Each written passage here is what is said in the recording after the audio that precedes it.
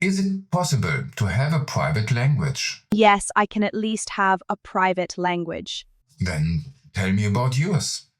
No, I'm not doing that. It's my private language. Actually, you can't have a private language. How do you know that? I can make up my own words. You can, but that's not a private language. A language consists of more than just words. It also has grammar and rules. If I'm talking about my feelings, how can I be wrong? That's correct. Only you can know your own feelings, but giving them a name is something else. Wittgenstein asked himself this question. But is it also conceivable that there be a language in which a person could write down or give voice to his inner experiences or his feelings, moods, and so on for his own use? So another person cannot understand the language. I don't want him to understand them. My feelings are private, as is my language. However, Wittgenstein concluded that a private language is impossible. His professor Bertrand Russell thought otherwise. His theory of atomism supports it. But Wittgenstein contradicted him. He also has some arguments for it. I'm curious about that. Let's imagine the following case. I want to keep a diary about the recurrence of a certain sensation. To this end, I associate it with the sign S and write this sign in the calendar for every day on which I have the sensation. But I commit it to memory can only mean this process brings it about that I remember the connection correctly in the future. But in the present case, I have no criterion of correctness. One would like to say, whatever is going to seem correct to me is correct. And that only means that here we can't talk about correct. Why should my private language be considered right or wrong? Otherwise, it's arbitrary. Then it's not a language, but rather an arbitrary sign where a sign could mean each time something else. A prerequisite for a language is that it can be communicated. Sounds become a language when someone else can recognize the meaning in them. Otherwise, the sounds remain as personal and vague as your feelings. But I can assign a sound to a feeling, and that sound becomes the symbol, the word, for that feeling. Wittgenstein has already considered this. What reason have we for calling S the sign for a sensation? For sensation is a word of our common language, which is not a language intelligible only to me. So the use of this word stands in need of a justification which everybody understands. What if I communicate the words of my language to others? For that you need words from another language. You would use grammatical rules that are already known. And it would not help either to say that it need not be a sensation, that when he writes S, he has something B, and that is all that can be said. But has and something also belong to our common language, so in the end, when one is doing philosophy, one gets to the point where one would like just to emit an inarticulate sound. Think about how language is possible. Someone says something and the other person understands it. Understanding means that they have a similar idea of the term's meaning. Then there's agreement. The word accord and the word rule are related to one another. They are cousins. If I teach anyone the use of the one word, he learns the use of the other with it. I've never thought of it that way. I also don't think others realize they're following a rule when they speak. That's not necessary. When I follow the rule, I do not choose.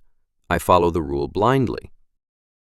We use words and grammar without thinking about them. We do so automatically and are not aware of it.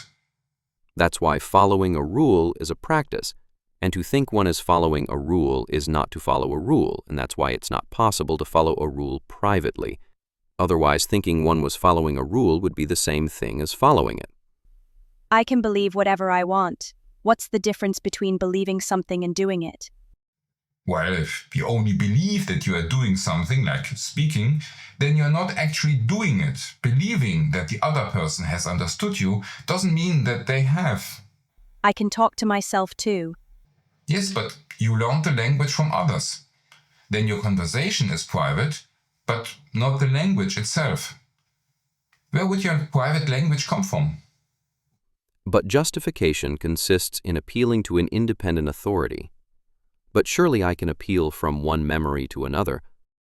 You see, Wittgenstein says that too. The quote isn't over yet. Doing something like that makes no sense at all. As if someone were to buy several copies of today's morning paper to assure himself that what it said was true. I don't understand that. According to Wittgenstein, such a private language is a tautology. Looking up a table in the imagination is no more looking up a table than the image of the result of an imagined experiment is the result of an experiment. Does he mean that language is only possible through communication with others? Propositions only acquire meaning through communication. So you are saying that human agreement decides what is true and what is false. What is true or false is what human beings say, and it is in their language that human beings agree. This is agreement, not in opinions, but rather in form of life. That's a bit vague. He explains what he means with a simple example. How do I recognize that this is red? I see that it is this, and then I know that that is what this is called. I could not apply any rules to a private transition from what is seen to words. Here, the rules really would hang in the air, for the institution of their application is lacking. How do I recognize that this color is red? One answer would be, I have learnt English. But it's possible that I have a unique feeling. If I invent a term for this feeling, that term will describe my feeling exactly. The term may be clear to you, but it will only be clear to you. Someone else doesn't have your pain, so they can't assign the term to it. I have seen a person in a discussion on this subject strike himself on the breast and say, "But surely another person can't have this pain."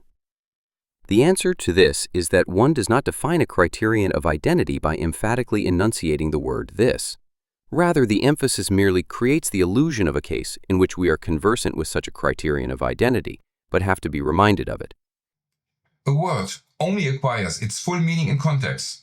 This also applies to words relating to inner experiences and feelings. An inner process stands in need of outward criteria. I'm skeptical about that. When I talk about my pain, I feel like everyone understands me. Are you really so sure that everyone understands you when you talk about your pain? If I say of myself that it is only from my own case that I know what the word pain means, and must I not say that of other people too? And how can I generalize the one case so irresponsibly? It is essentially a set theory problem. The idea of pain is a set containing various elements. Each element is a criterion for the idea of pain. The problem is that these criteria are not identical for everyone. There are intersections between different ideas of pain. Intersections allow for a similar understanding of an idea. However, none of these ideas are identical. Everyone experiences pain differently and has different criteria for it. Okay, but that's all very abstract. That's right. Wittgenstein explained this theory with a good example. It's known as the beetle in the box. Well, everyone tells me that he knows what pain is only from his own case. Suppose that everyone had a box with something in it which we call a beetle. No one can ever look into anyone else's box, and everyone says he knows what a beetle is only by looking at his beetle. Here it would be quite possible for everyone to have something different in his box. One might even imagine such a thing constantly changing. But what if these people's word beetle had a use nonetheless? If so, it would not be as the name of a thing. Wittgenstein clearly distinguishes between words and the objects they represent. In order to understand a word, it is not necessary to know the object exactly. In fact, he says, the object does not even need to exist. A word can exist without an actual object. Therefore, to understand a word, you must know the criteria assigned to it, not the object. That is to say, if we construe the grammar of the expression of sensation on the model of object and name, the object drops out of consideration as irrelevant. Indeed, grammar is always abstract. Its rules are justified not by concrete individual cases, but by general principles. That is why deeper understanding of language cannot be based on the objects or ideas it represents. Grammar is universal because it is liberated from these objects. Grammar provides general rules that can be adapted to each individual case. So I can't have a private language because I'm unique. Exactly. Language conveys your feelings to someone else through set theory. I can live with that. Even if I can't have a private language, I still have unique feelings. Yes, only the communication of your feelings through language is public. Thank you for watching. Please subscribe and see you next time.